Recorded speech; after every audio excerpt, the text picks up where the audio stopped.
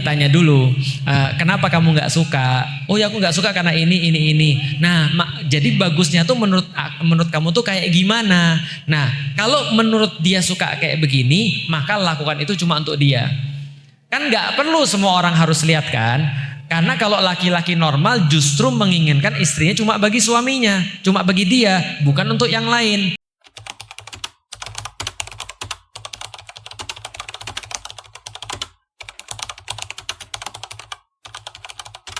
Assalamualaikum warahmatullahi wabarakatuh. Dulu saya nggak suka dengan kerudung dan itu karena itu dipengaruhi oleh pandangan-pandangan keluarga, pandangan-pandangan sekitar saya. Karena kenapa? Pertama, saya bukan hanya nggak suka dengan kerudung, tapi saya nggak suka dengan orang Muslim. Kenapa saya nggak suka dengan orang Muslim? Dalam kepala saya orang Muslim itu suka ganggu orang. Dalam kepala saya orang Muslim suka ganggu orang. Yang diganggu siapa? Saya lah. Orang Muslim suka ganggu orang Muslim itu suka marah-marah dan segala macam. Orang kerudungan itu mabuk agama. Orang kerudungan itu seolah-olah dia itu tidak peduli dengan manusia. Mereka itu egois dan segala macam. Kenapa sih lu harus memamerkan kerudunganmu dan segala macam? Hanya saja kadang-kadang ketika saya sudah jadi seorang Muslim, saya jadi tahu pandangan saya itu justru gara-gara saya tidak mampu untuk berbuat itu. Jadi saya nggak suka dengan itu. Misal ya, contoh. Sebelum saya masuk Islam, saya nggak suka dengan orang-orang yang terlalu berlebihan sama orang tuanya. Masuk IPB, itu saya lihat pas mereka ngelepas anak-anak itu nangis. Jadi ibu dan anak tuh kayak peluk-pelukan terus nangis. Saya terus kemudian apa yang keluar dari lisan saya? Alah, kayak film India aja. Dikit-dikit nangis, dikit-dikit nangis. Padahal dalam hati saya iri, saya pengen. Kadang-kadang orang nggak suka dengan sesuatu karena orang itu nggak bisa kayak gitu. Itu yang pertama. Yang kedua karena informasi yang salah. Informasi yang masuk ke dalam kepala saya, kerudungan tuh munafik. Kerudungan tuh cuma mau terlihat baik sama orang tapi dalamnya nggak gitu. Dalam kepala saya orang-orang yang Muslim tuh adalah orang-orang yang kasar, orang-orang yang suka ngomongin orang, mengganggu dan seterusnya. Dalam kepala saya orang-orang kerudungan itu adalah orang-orang yang mereka itu ya gak peduli dengan orang-orang yang lain dan seterusnya. Itu adalah dalam kepala saya. Begitu saya masuk Islam, apa yang saya pikirkan? Oh ternyata kerudungan itu bukan itu semua. Tapi kerudungan itu adalah ketika ada seseorang merasa dirinya salah dan dia pengen dekat dengan Allah. Itu kerudung. Kerudungan itu adalah ketika orang merasa ketika dia itu merasa Allah tuh hadir di dekat dia. Itu orang kerudungan. Contoh, saya yakin orang-orang yang gak kerudungan manapun, siapapun itu, saya yakin dan saya sudah banyak lihat artis-artis gitu kan ya, yang semua masih buka aurat dan seterusnya. Itu ibu kira ketika mereka sholat mereka buka aurat? Enggak, mereka tutup aurat. Pakai mukena bagus-bagus semuanya. Mereka tutup aurat rapi banget, bahkan lebih rapi daripada ibu-ibu yang di depan saya bisa jadi. Karena ibu-ibu di depan saya kan mukenanya kan kadang-kadang gak dicuci gitu kan. Enggak menuduh. Cuman kan kadang-kadang gitu kan ya. Kita kan di masjid kan gitu ya, mukenanya kotor-kotor dan segala macam. Ini mukena mereka tuh wah luar biasa, glitter segala macam, bagus lah pokoknya. Itu bagus-bagus mukenanya. Pertanyaan saya, kenapa mereka pas sholat itu pakai mukena? Karena mereka tahu mereka lagi menghadap Allah. Allahu Akbar. Wah, Allah lihat gue nih.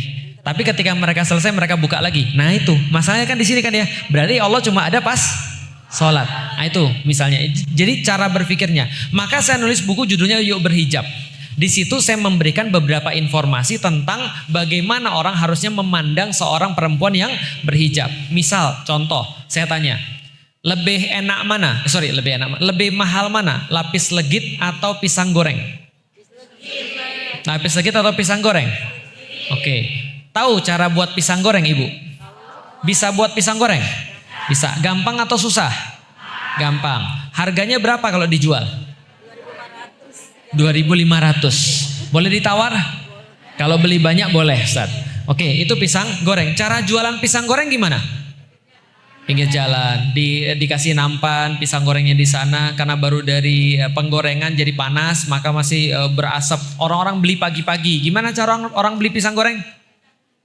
Gimana cara orang beli pisang goreng? Biasanya orang suka pisang goreng yang lembut atau yang keras? Gimana cara bedain yang lembut dan yang keras? Ya, pencet-pencet dong. Oh ini keras dan panas. Ah ini aja nih masih baru. Biasanya orang belinya berapa? Pegang-pegangnya 10 belinya Satu, kesian banget kan? Murah, lalu kemudian semua orang bisa. Bukan saya mendiskreditkan penjual pisang goreng ya, bukan ya. Ini contoh. Saya sendiri suka pisang goreng, tapi ini contoh aja. Oke, harganya 2.500. Beda nggak dengan lapis legit? Lapis legit dibuatnya susah atau mudah?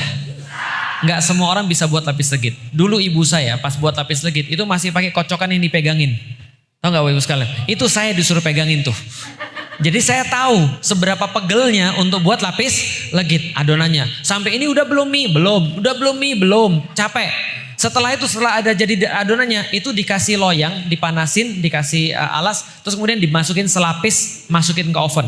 5 menit keluarin lagi, udah jadi satu lapis. Ditaruh lagi lapis di atasnya. Ditaruh lagi, dibuka lagi, taruh lagi satu lapis di atasnya lagi. Saya nanya sama ibu saya, kenapa gak sekalian aja? Bantet gitu dia begitu. Lalu kemudian berapa kali sampai 30 kali dapatlah selapis itu baru kemudian dihidangkan. Pertanyaannya, buat itu lama nggak? Lama. Susah nggak? Panasnya luar biasa itu buat itu. Dan ketika sudah selesai dirapiin, dipotong, dikotakin baru dijual di supermarket. Yang beli siapa? Yang beli siapa? Lihat ya, kalau harga Anda mahal, yang miskin mundur. Ya, kalau orang yang punya harga mahal, kalau produknya mahal, yang miskin mundur. Tapi kalau misalnya harganya murah, yang datang siapa? Mohon maaf, bukan mendiskreditkan kaya miskin, tapi saya cuma ngasih contoh. Gitu kan ya, ngasih contoh. Lapis legit dijualnya di toko-toko, orang kalau sudah beli lapis legit, mau kotak yang manapun sama dijamin. Kenapa? Yang jamin langsung dari pabriknya. Dia ambil kotak manapun sama, baru kemudian ke kasir, dibayar, dikasih plastik, di rumah dibuka, dipotong, baru dimakan. Sekarang saya mau nanya, mau jadi tipe yang mana? Pisang goreng atau lapis legit? Pisang goreng atau lapis legit?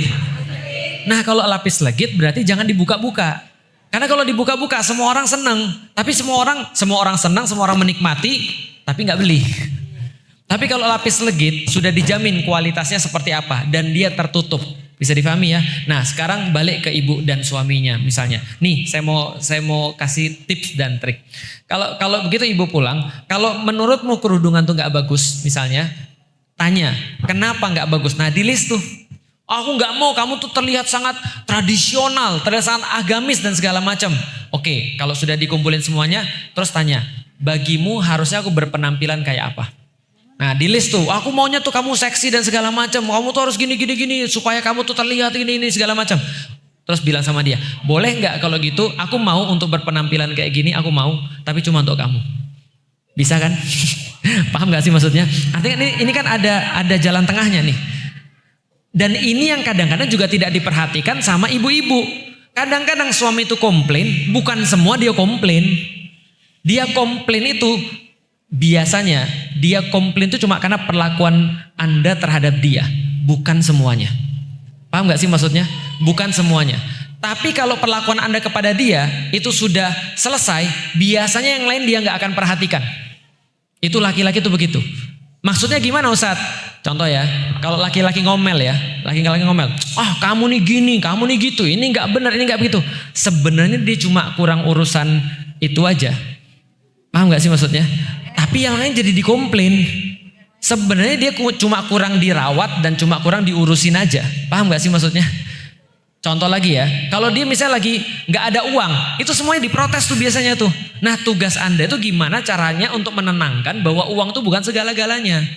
Kalau urusan dia sudah beres, yang lain tuh gak akan dipermasalahin. Pernah gak ngalamin begitu? Nah jadi coba tanya dulu, ini masalahnya apa sebenarnya, kenapa kamu gak suka? Diskusi aja, open mind. Kan kita kan jangan langsung, dasar kamu itu muslim atau bukan sih?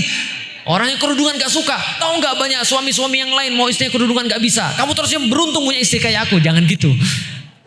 Tapi tanya dulu, kenapa kamu gak suka? Oh ya aku gak suka karena ini. Nah jadi bagusnya tuh menurut kamu tuh kayak gimana? Nah kalau menurut dia suka kayak begini, maka lakukan itu cuma untuk dia. Kan gak perlu semua orang harus lihat kan? Karena kalau laki-laki normal justru menginginkan istrinya cuma bagi suaminya, cuma bagi dia, bukan untuk yang lain. Bisa dipahami ya? Contoh, gak usah agama Islam, agama lain aja. Contoh ya, Anda jalan berdua, mereka jalan berdua nih, bukan muslim nih, jalan berdua. Tiba-tiba ada satu cowok disiulin. Wah bagus nih, wah barang bagus nih. Marah nggak tuh cowok? Ya pasti marah. Kenapa dia marah? Karena yang harusnya menjadi milik dia itu seolah-olah jadi milik orang lain. Paham ya? Nah maka itulah kenapa di dalam Islam perempuan itu hanya milik suaminya. Dia boleh berbuat apapun pada suaminya. Maka ibu-ibu saya sarankan kalau bagi ibu itu adalah tips dan triknya. Bagi ibu-ibu yang lain sebelum suaminya komplain maka jadilah yang paling bagus bagi suaminya. Karena terus terang saya sebagai seorang laki-laki kadang-kadang juga memberikan banyak masukan pada istri saya. Jangan pakai bergok yang ini. Jangan pakai kerudung yang ini. Kenapa? Bagi mata saya nggak bagus. Paham ya? Dan itu kan selera. Dan gak semua suami seleranya sama. Maka tanya, kamu maunya aku kayak gimana? Nah jadikan itu untuk dia.